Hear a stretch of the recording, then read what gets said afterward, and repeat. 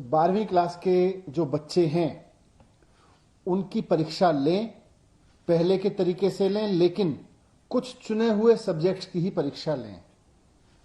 जैसे लगभग 200 सब्जेक्ट्स हैं, उन 200 सब्जेक्ट्स में से केवल 20 मेजर सब्जेक्ट्स की परीक्षा लें और उनके बेस पर ही हर एक बच्चे के बाकी सब्जेक्ट्स के मार्क्स दें।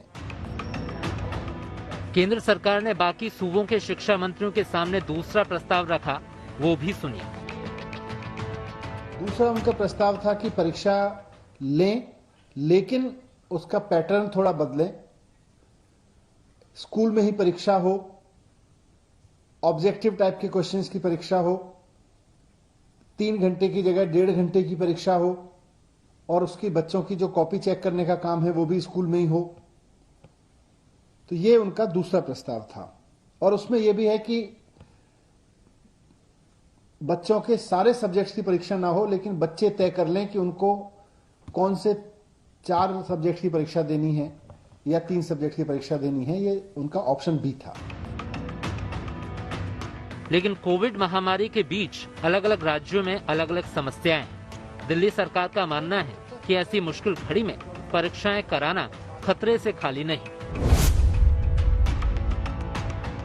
बार बार ये बात भी आ रही है कि तीसरी वेव भी आ सकती है, और ये बात बार बार कही जा रही है अलग अलग सेक्टर से कि तीसरी वेव अगर आती है तो बच्चों को सबसे ज्यादा नुकसान पहुंचाएगी तीसरी वेव।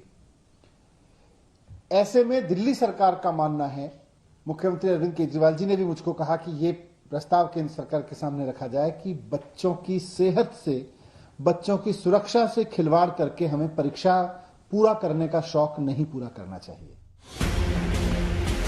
बात सिर्फ इतनी नहीं है। दिल्ली सरकार की ओर से बैठक में कहा गया है कि 12वीं के बच्चों के लिए वैक्सीन की व्यवस्था की जाए। परीक्षा कराने की जिद नासमझी साबित होगी। केंद्र सरकार फाइजर से बात करके 1.4 करोड़ बच्चों को वैक्सीन लगवाए, इतने ही शिक्षकों को भी वैक्सीन लगवाई जाए।